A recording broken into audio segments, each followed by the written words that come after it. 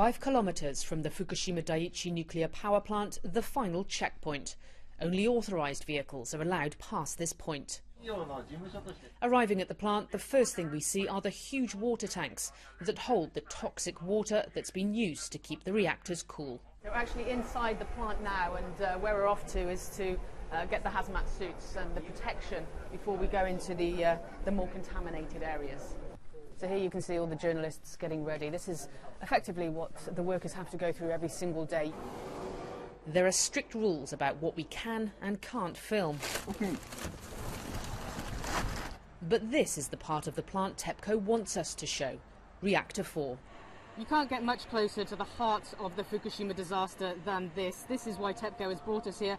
We are in the Reactor 4 building, the building that suffered that hydrogen blast in the days after the disaster, and this is the cooling pool. Inside there are 1,500 spent fuel rods, and what the company's doing over the coming days is to remove those fuel rods to a more stable location, they say. They insist it is a routine operation. They've done it many times before. To remove it. The fuel rods will be removed and transferred to a pool 100 metres from the damaged reactor building, an operation TEPCO is calling a milestone in the recovery effort. Officials say they do not believe the fuel rods were damaged by debris falling into the pool after the explosion, but they won't know for sure until the operation begins. The large pieces of debris have been removed from the pool, the plant chief tells us. We used an underwater vacuum cleaner to move the smaller pieces, but there may be tiny pieces left. Nearby we're shown the water storage tanks up close. Recent leaks have made the issue of contaminated water one of TEPCO's immediate concerns. These tanks can hold a total of 400,000 tonnes of water.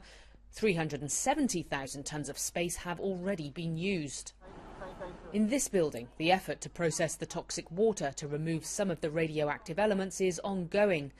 And on the ocean front, barriers are being built to protect the plant from another tsunami and to stop an estimated 300 tonnes of toxic groundwater seeping into the Pacific Ocean every day. These yellow and pink tags that you can see mark where this barrier is. It's effectively liquid cement that they have injected all the way along here to try and keep the contaminated groundwater within the power plant itself and not seeping into the Pacific.